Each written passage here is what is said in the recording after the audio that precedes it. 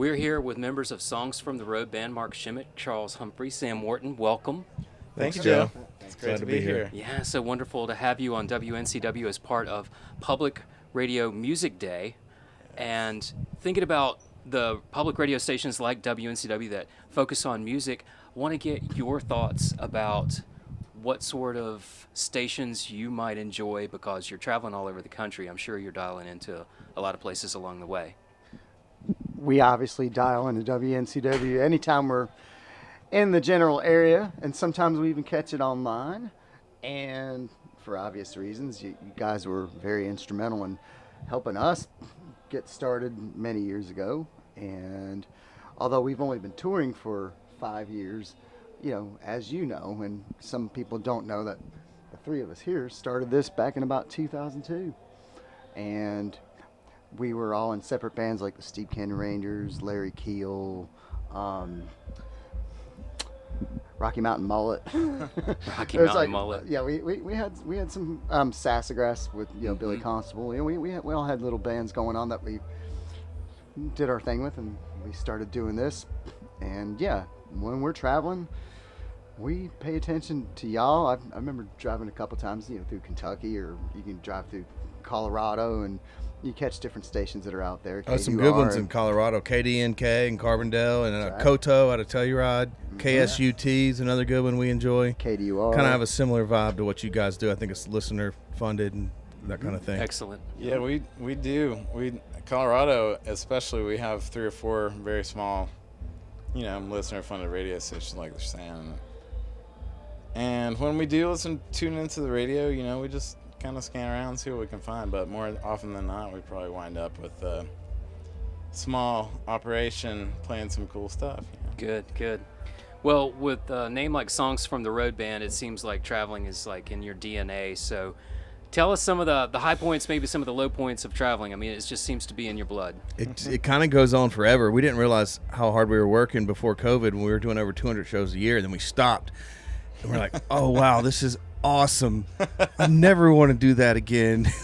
I think we just got in this momentum where we couldn't stop. We felt like we had to play 4 or 5 shows a week. And now I think the goal is to concentrate on the quality of the shows and do other things like work on records and things like that. So, but yeah, we put in our road miles for sure. Does having a life lived very largely on stage and out in far-flung locales, does that teach you anything specific about life? Is there anything that you pick up on that maybe people that have stay-at-home sort of environment, they don't? I would say the biggest thing for me that relates to that is just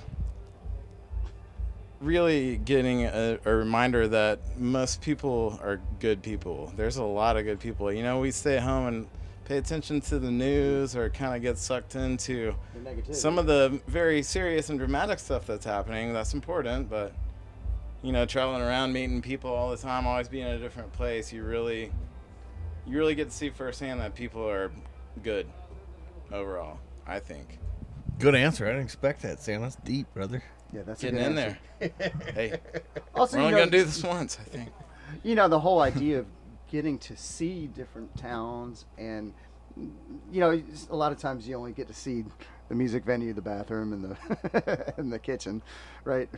But but if you do get a chance to hang out and where maybe we have a layover day, you get to see how some people are living on a different side, and that's always a great thing. Like Charles here fishes a little bit, and we play a couple gigs out the Idaho and Wyoming way. We run into a lot of fishermen, and that's kind of like their life, and it's really cool getting to hang out with them, and like they're sitting there talking about caddisflies, and we're sitting there talking about G strings, and A strings. The guitar kind, not the exactly underwear kind. Exactly. Oh, mostly.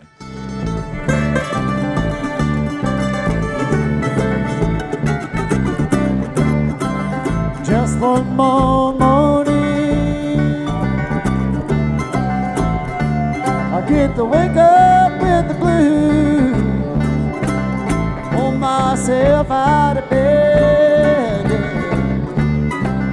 put on bucket shoes,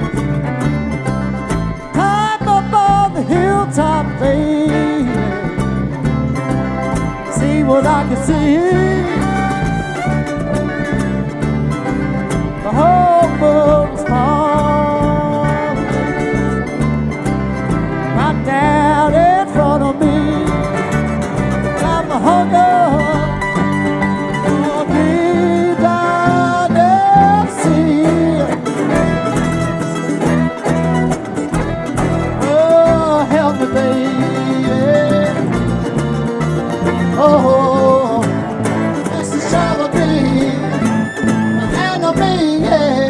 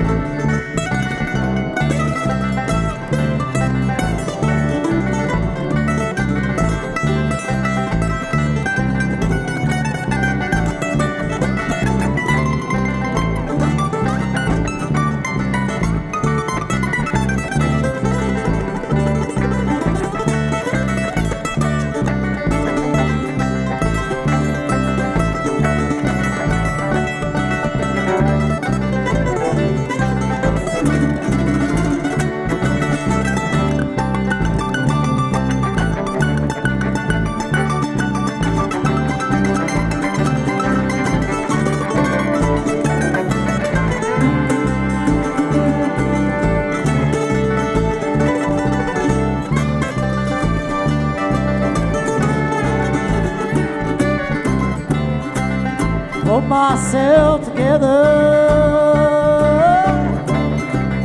put on the blues fade, climbed up on the hilltop, babe, get back in the race, I'm hunger for deep down the sea.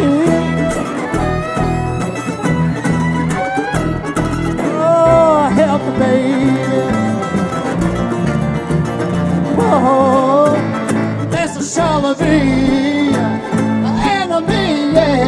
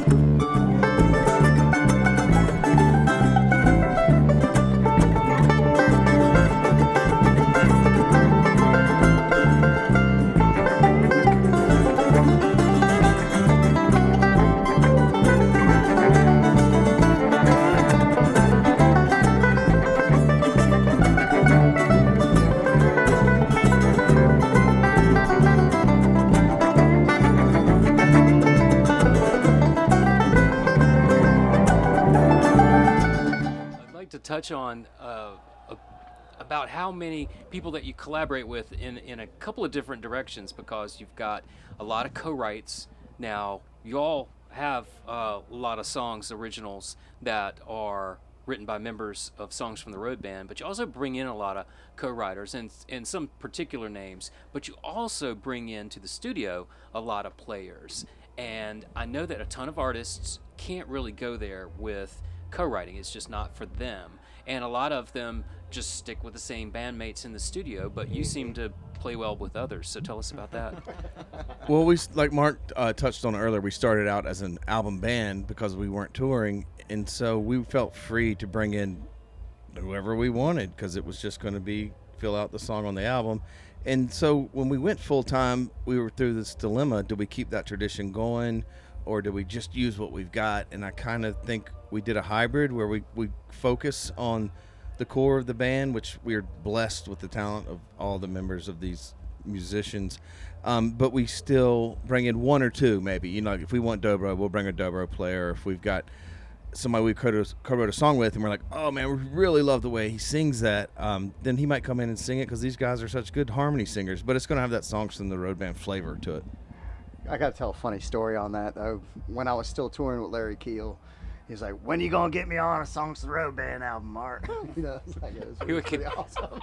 You probably spend entertain yourself for hours doing Larry Keel imitations. I've never done that. Maybe 30 seconds Okay, every there, one, right. But the once in a while. the co-writing thing, I like it. I mean, when I started writing songs, I didn't know much about it, and that's how I learned is go and write with professional writers in Nashville, and that's what they do. They co-write, and then working with professional writers, also work with writers in the community, and you pair well with somebody. You know, if somebody's a great singer or somebody's a strong lyricist or a great instrumentalist, then whatever your writing situation is, you're trying to pair with those people that are around you. And then if you're fortunate enough to work with professionals too, that's how you learn the craft. And so that's what we've always done, and that's what I've encouraged with these guys. I mean, I think especially on this record and the next record, Mark and I have been co-writing more, which I really enjoy as well. Yeah, because the way you go about making the music with co-writing and bringing collaborators in is a mode that other artists may not be in, I think, but in the bluegrass world and the roots kind of world where you've come from, whatever you want to call it, that is more common. Like, it's about finding the perfect song. It might not matter as much that you wrote all of it, Charles, but Yeah, and you know, I think I've always heard the saying, don't let being a songwriter get in the way of a good song. I mean, I think if you write something, you're typically going to like it, but maybe there's an outside opinion and somebody's like, hey, maybe we can beat that or something. And I think you get more of a filter when you're co-writing because people have different opinions, but ultimately you usually agree on something you all like. I have to say, he writes pretty fast. So it's like, so I'm just holding on for dear life a lot of times, which is great. I loved it. Mark and I, we write a lot, and sometimes by ourselves, but we did one last week, and he's like, wow, thanks for letting me watch that. But it's going to be one he sings lead on, and it's a great song. I had to come up with a melody at the very least. well, fast could describe your recording process too, because I read in the liner notes on, say, Traveling Show, your record, that you used only one or two takes, probably a lot of first takes if I remember correctly, and that is definitely something that some artists they'll just do take after take after take, but it gives you that live feel perhaps. What's the motivation there? That's one of my favorite records that we did. And if just for the people that were on it, it was the three of us, and it was John Stickley, it was Andy Thorne with Leftover Salmon, formerly with me with Larry Keel, and Phil Mountain. Barker from Town Mountain, Town Mountain guys, and Andrew Marlin produced it. Marlin from Man on Orange sang 2 songs on it. Greer sang a song. Robert Greer sang some on it, and from Town Mountain. And at that particular time, we just kind of like, we had already done this once before, but been a couple thrown in. But the point is like we were ready to do it, and it was just the music was there, just waiting for us to. We had a good batch Tap it out. of songs, a good batch of people at the right time. We've never had trouble sounding live. I mean, it's crazy. A lot of people, you'll turn that metronome on and it'll suck the life right out of that song. It'll sound like a robot and die. But these guys are so wild, it just barely gets them close enough to the lines where it's like, oh, okay, it definitely still sounds live, but it's a lot of people cannot do that. But yeah, there's magic on the first and second takes. It's better to have, it's like a diamond. It's better to have imperfections. The beauty's in the imperfections sometimes. I think I could add that we all collectively just want to do the best thing for the song when we're in the studio. So every time we get ready for a new song, it's like, we all get together as a group and work out the best thing that we as a group can come up with. And there's really not a lot of like ego or anything like that happening in the studio, which makes it really easy to produce that fun kind of sound. That's unique too. Like Yeah. At this point in our lives, we've all had jobs and been through family relationships and been through bands, and we're kind of, we choose to do this because we like each other's company and we like what we're doing, and you don't always get that, And then there's the young guys. That's why they're not in the interview. We didn't let them, obviously. They didn't get mics. just kidding. James Schlender and Gabe Epstein are two of the most talented guys in the world, and great to be around as well. So we're very blessed with the guys that we all have right now. Yeah, James Schlender, 2-time national fiddle champion, and Gabe Epstein, champion banjo player himself. Graduated from ETSU over there in Johnson City, Tennessee. There's just tons and tons of musical talent pouring out of these hills and mountains, and I'd like to talk about Western North Carolina and the amount of great music coming out of it and why you think that might be happening. Well, it's been a tradition here as long as people have inhabited these mountains. Some style of American folk music was kind of born here, and it's just been carried on and carried on. I think to me, I have a spiritual relationship with the land, and I think a lot of people might share that thought or that feeling, but it just seems to be more natural that that's the kind of music that comes out. Good. Yeah, I had dreams when I was growing up about playing this music, so it was just a matter of time before I got around to doing it.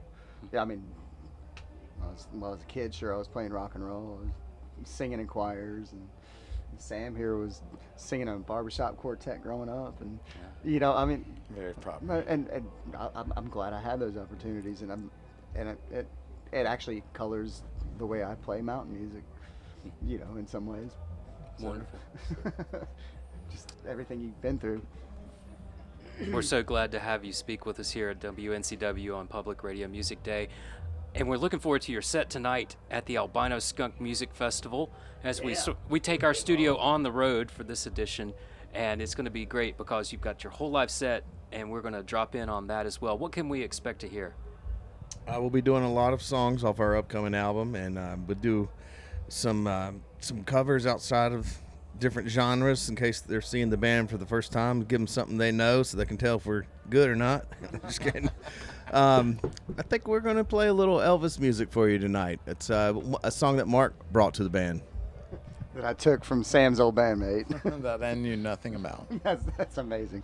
But Suspicious Minds, we decided to cover it, and interestingly enough, of course, the Elvis movie just came out, and here we are, we're going to make a little video for it. So. Wonderful. Gentlemen, it's great to talk to you.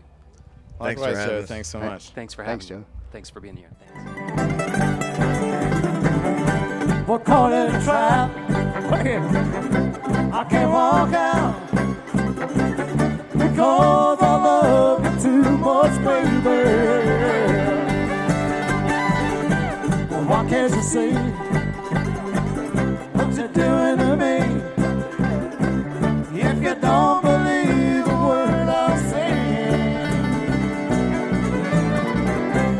we can't go on together with suspicious minds. With suspicious minds, we can't build our dreams on suspicious minds. Thank you very much.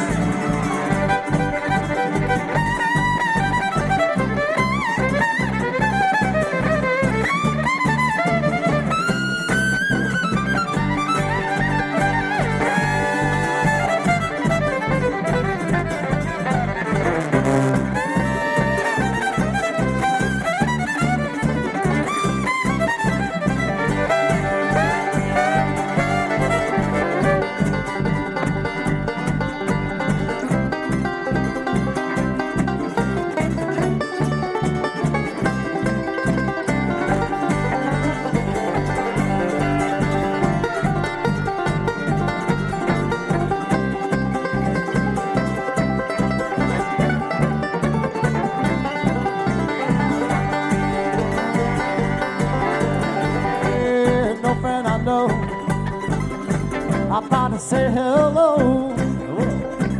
Well, I still see suspicion in your eyes. You would go again, asking where I've been. You can see the tears are real, I'm crying. Yes, I'm crying. We can't go on together. Suspicious minds, suspicious minds. We have to not be all suspicious